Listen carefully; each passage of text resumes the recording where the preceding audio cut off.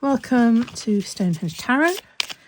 We're using the Kim Cran's Archetypes deck with the pocket version of it.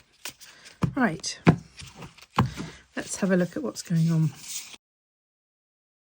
The mountain, the cave, the heart. Let's have a look. The mountain, the cave, the heart. I hope you can see it against all the pattern in the background. The one and the self. Well, this reading speaks to people who are wanting to do spiritual work on themselves, and it is all about connecting to your higher entity, whatever that is, whether you think of it in terms of your higher self, whether you think of it in terms of the Godhead or some kind of spiritual direction in terms of ancestors, guides, spirits, angels, that kind of thing. This reading could not be more indicative of connections of that kind. It's time to very much pay attention to that. In this very sore world at the moment, this is precisely the sort of thing that we need in order to make ourselves strong against the forces of dark. Some people think that there are no forces of dark if you don't think about them, but that is just not true, I'm sorry to say. But on the one hand, we're talking about in the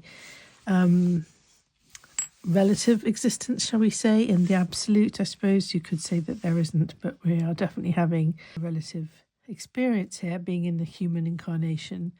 And for sure, even if you think you can just concentrate on unicorns and rainbows in your own life, that you just have to look around and notice how evil does manifest in certain ways that are very, very, very, very heartbreaking to behold.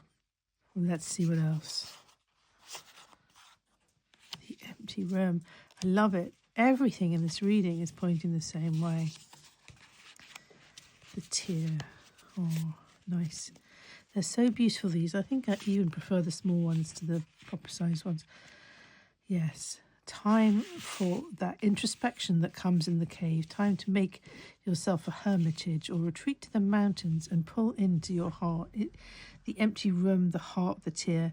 This is also a time of, just great introspection to come to some other understanding of the world.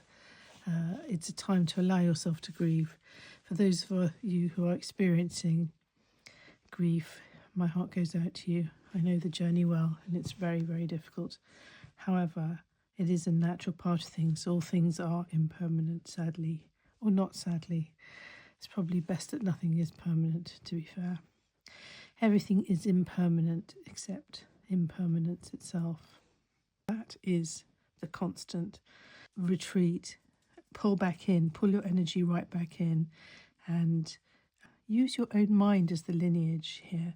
This isn't about leaning into assumptions or fairy dust. This is about really pulling back in and doing very, very deep inner work. If this is you and you need any kind of support, just drop me a message in the comments and I will be definitely thinking of you and upholding you. All right, lots of love.